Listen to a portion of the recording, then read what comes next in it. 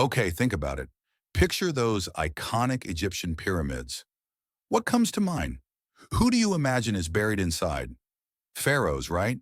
Kings and queens, dripping in gold, surrounded by unimaginable riches.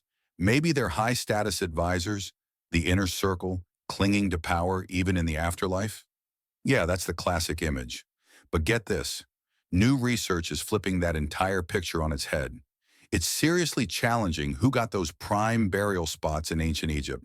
No, not a brand new pyramid, but new discoveries at a site called Tombos. Where's Tombos? It's in Nubia, modern-day Sudan, dating back to around 1400 BCE.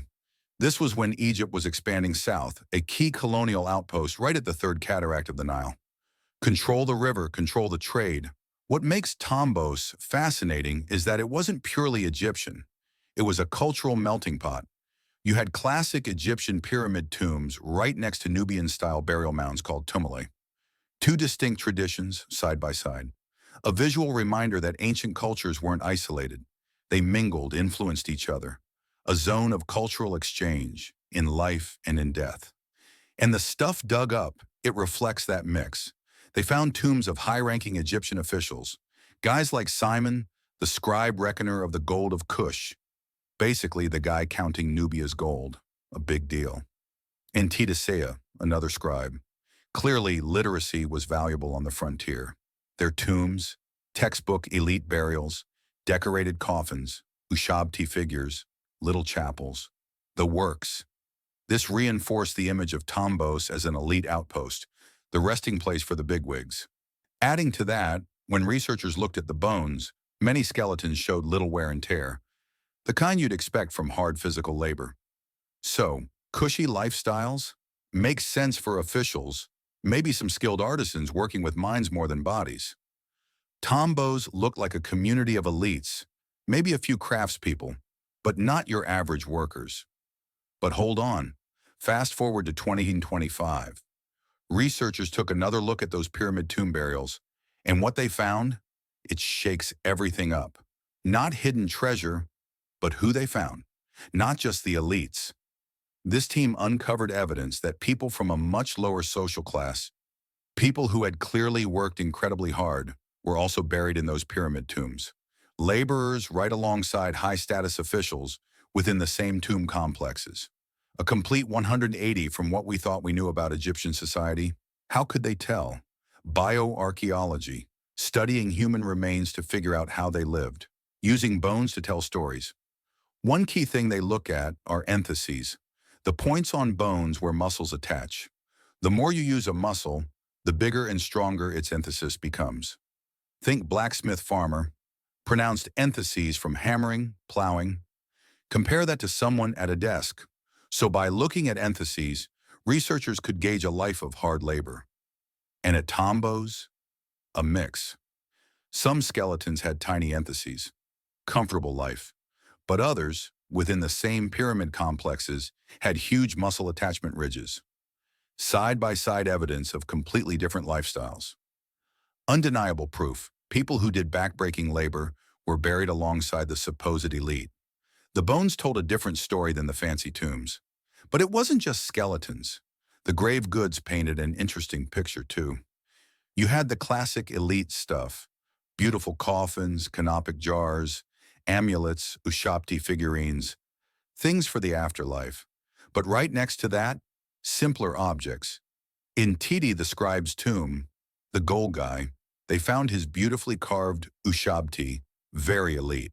But in the same tomb, a plain ceramic coffin with a human face lid, different levels of burial within the same tomb. And in nearby associated graves, distinctly Nubian pottery, like black-topped red bowls, a blend of cultures and social statuses in one space.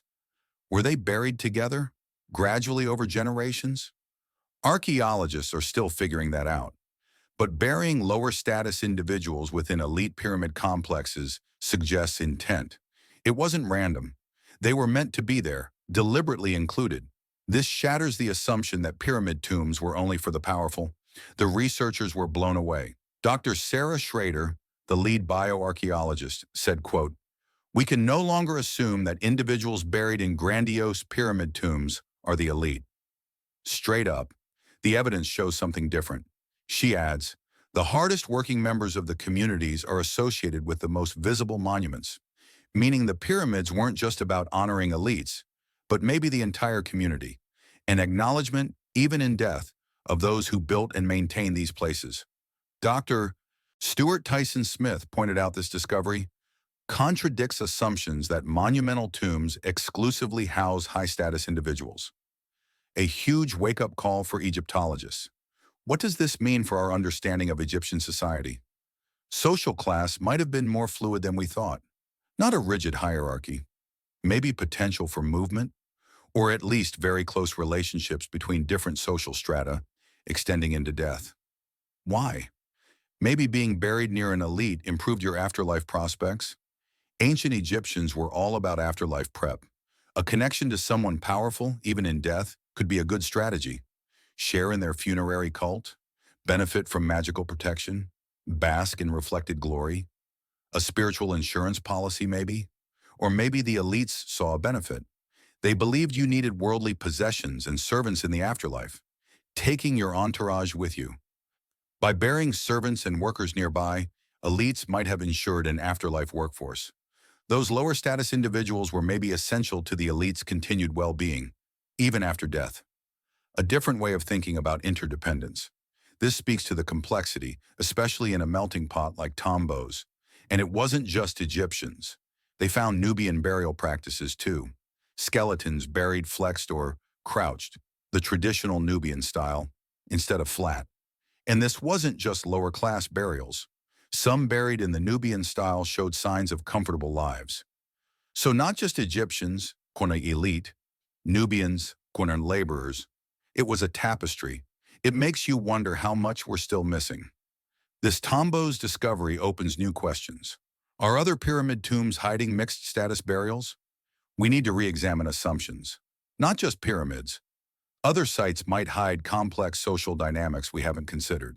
This could change how we interpret archaeological evidence. A fundamental shift. A reminder, never stop questioning what we think we know. Even a simple burial reveals amazing things about how people lived, interacted, thought. Always more to learn. Ancient societies were complex, dynamic, just like ours. Maybe more so. This discovery isn't just about who was buried where. It's about challenging assumptions, recognizing history isn't black and white, but full of gray shades. So many stories waiting, so many being rewritten.